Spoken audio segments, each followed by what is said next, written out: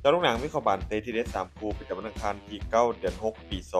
2026สำหรับลูกค้าท่านใดที่อยากได้ของรางวัลหรือโบนัสกิจกรรมของบ้านโลกสามารถทักหาแอดมินเพื่อรับสิทธิ์นั้นได้ฟรี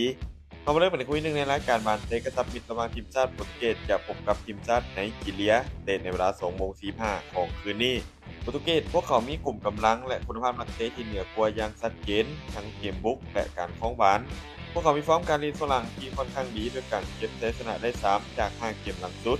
ส่วนไนจีเรียพวกเขาเป็นทีมที่มีจุดเด่นในด้านความไวและพละกำลังที่สูงแต่เกมรับของทีมยังคงมีจังหวะผิดพลาดในเห็นได้หลายครั้งเกมนี้ด้วยสื่อสั้นและความแน่นอนของโปรตุเกสพวกเขายังคงดูดีกว่าแม้ไนจีเรียพวกเขาอาจจะสู้ได้ในบางช่วงแต่ระยะยาวน่าจะเป็นฝั่งโปรตุเกสที่มีคุณภาพและความสามารถที่จะเอาชนะได้ การคาดการณ์สกอร์ที่น่าจะเกิดขึ้นทีมชาติโปรตุเกสจะเอาชนะทีมชาติไนจีเรียไปด้วยสกอร์3-1มาตอนคู่ที่2เตะในเวลา3:00ของคืนนี้การพบกันระหว่างทีมชาติอังกฤษจะพบกับทีมชาติคอสตาริกาทีมชาติอังกฤษพวกเขามีฟอร์มการเล่นส่วนหลังที่ค่อนข้างดีด้วยการชนะ3เสมอ1แพ้1จาก5เกมหลังสุดพวกเขามีศักยภาพนักเตะที่ค่อนข้างสูงในหลายตำแหน่งเกมรับของทีมในช่วงหลังก็ถือว่าแน่นและมีจังหวะการจบสกอร์ที่มีคุณภาพสูง คอสตาริกาพวกเขามีฟอร์มการเล่นฝรั่งที่ถือว่าบ่ค่อยดีโดยบ่สามารถเก็บชัยชนะได้เลยใน5เกมหลังสุดและแพ้เป็นส่วนใหญ่จุดเด่นของทีมคือการมีระเบียบวินัยในการลิ้นและการลิ้นเก็บผลกลับแต่ปัญหาหลักของทีมยังคงเป็นเกมรับที่เสียประตูค่อนข้างง่ายภาพรวมในเกมนี้ทีมชาติอังกฤษพวกเขายังคงดูดีกว่าอย่างชัดเจนและมีโอกาสค่อนข้างสูงที่จะเก็บชัยชนะไปได้ด้วยสกอร์ที่คาด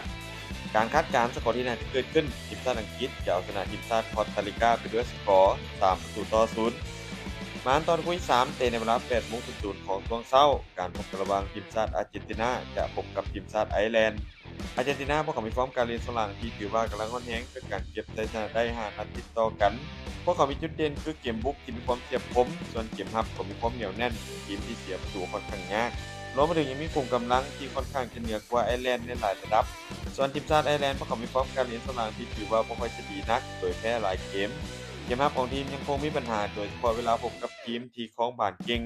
เกมนี้ภาพรวมอาร์เจนตินาพวกเขายังคงเหนือกว่าในทุกมุมและมีโอกาสค่อนข้างสูงที่จะเก็บชัยชนะไปได้แบบบ่เสียประตูการคาดการณ์สกอร์ที่น่าจะเกิดขึ้นทีมชาติอาร์เจนตินาจะเอาชนะทีมชาติไอร์แลนด์ไปด้วยสกอร์2-0